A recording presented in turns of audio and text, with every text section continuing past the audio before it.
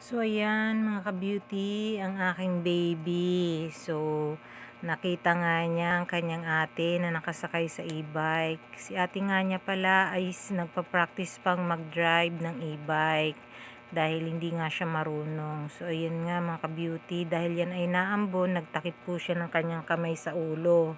Kala niya hindi na siya mababasa. At ang bilis nga niyang pumunta dun kay ate niya para sumakay sa e-bike. Alam na alam niya kung saan siya nakapwesto dahil yung e-bike na yan is may baby seat po yan.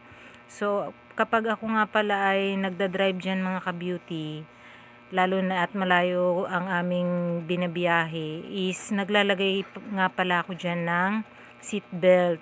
Tapos, itinatali ko sa aking baywang. Para if ever man na bigla akong magpreno, is safety pa rin siya, hindi mauuntog ang ulo niya doon sa bakal sa harap. So ayan na nga mga ka-beauty, naglagay na nga rin pala ako dyan ng signboard na kulay dilaw at ang nilagay ko dyan is baby on board distance.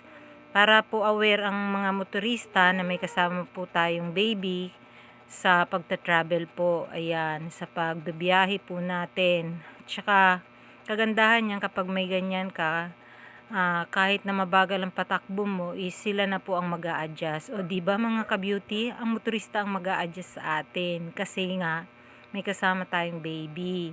Dahil nga mabagal lang ang takbo ko diyan, kaya for safety namin ni baby is naglagay talaga ako ng baby on board sa harap at saka sa likod. So yung e-bike na yan mga ka-beauty is napakatipid niyan sa sa kuryente. Hindi siya ganun ka lakas sa kuryente. So, safe naman din siya kahit nasa kalsada. O, 'di ba? Nakatipid tayo sa gasolina dahil sobrang mahal ng gasolina ngayon, mga ka-beauty. Kaya, yan, bumili na lang ako ng e-bike.